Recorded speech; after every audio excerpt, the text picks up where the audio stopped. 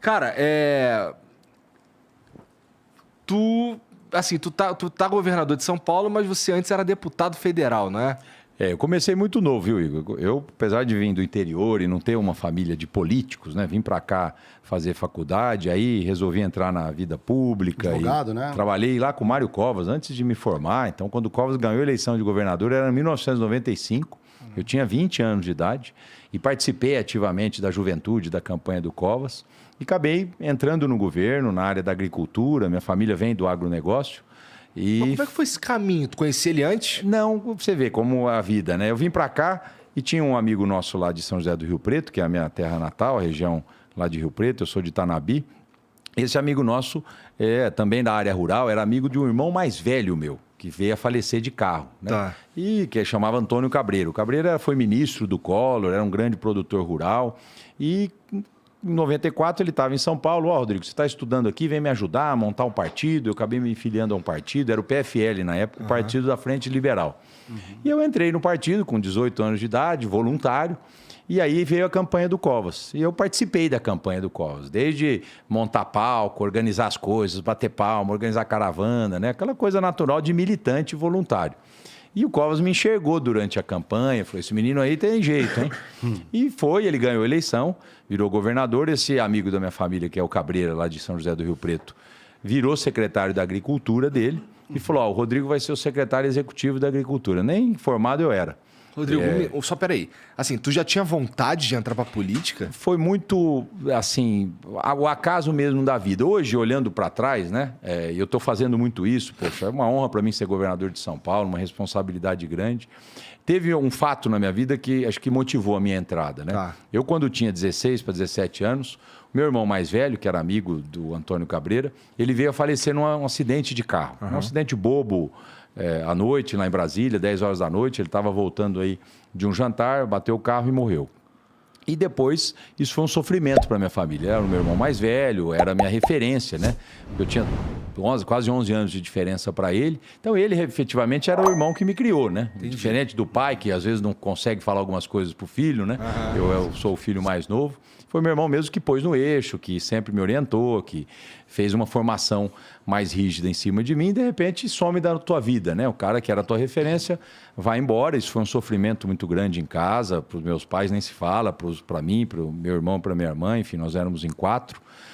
E aí, depois de um ano, assim, a família destroçada com a perda do meu irmão, minha mãe criou uma instituição de caridade, né? Ela transformou toda a dor que ela sentiu da perda do filho mais velho em amor ao próximo e criou uma instituição lá em Rio Preto.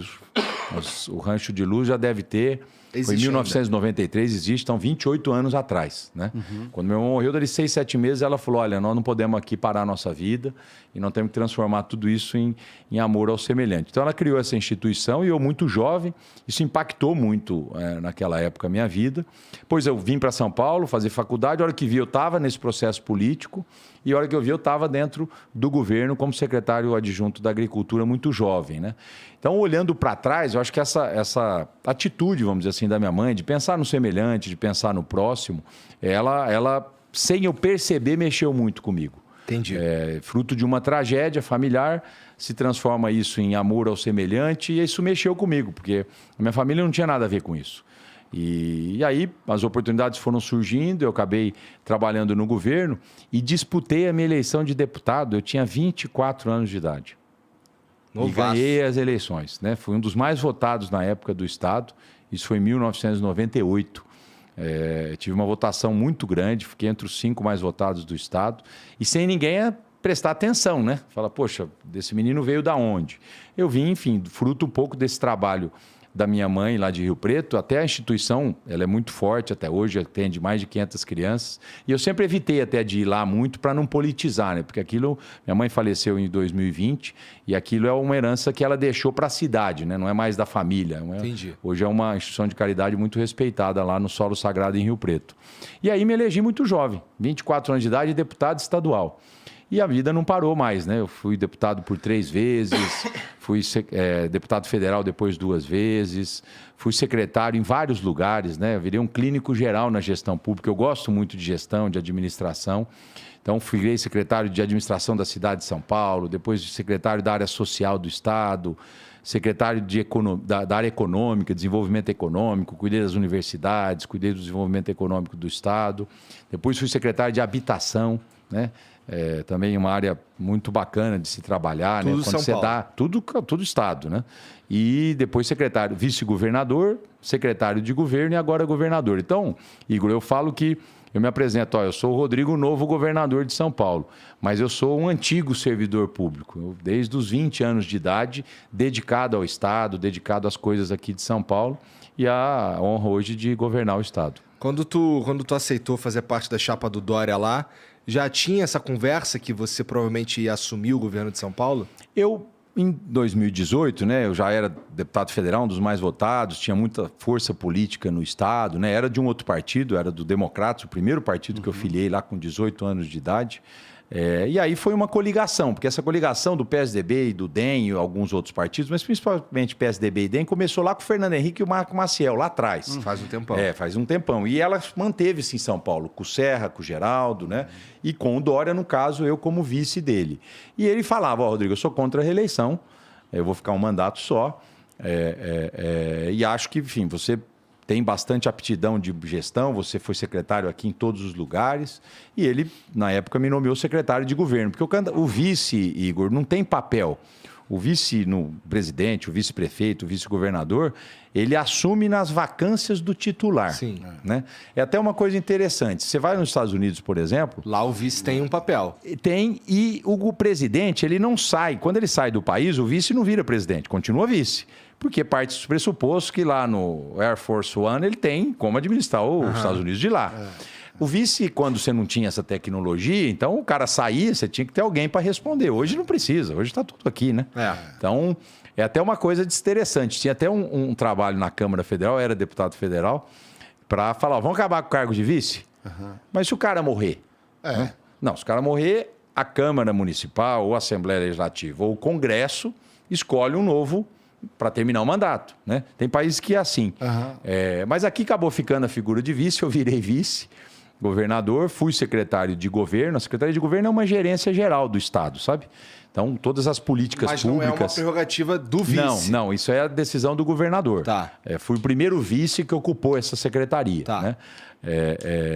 O Dória tem essa coisa de cabeça privada, então ele delega poder, enfim, às vezes não parece muito, mas ele montou uma boa equipe, não parece que ele delega, né? Parece que é tudo ele, mas ele delega bastante e na época me delegou a gerência aí como secretário de governo e eu toquei basicamente a máquina pública nesses 3 anos e com a saída dele, virando governador, foi difícil para mim escolher quem ia para o meu lugar.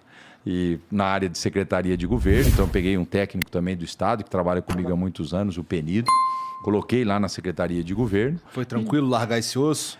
Olha, não é fácil, porque quando você fica no dia a dia, que nem você, que você faz o flow, de repente falou, você vai agora ficar no andar de cima, você vai ter que pôr alguém lá para apresentar, não é algo fácil, porque...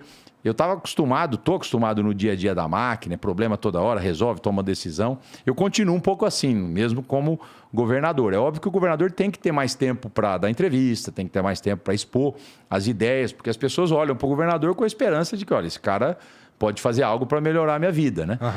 Então, é um papel institucional, mas também um papel de governança geral do Estado, que é o que eu procuro exercer, né? Acordo muito cedo, durmo muito tarde.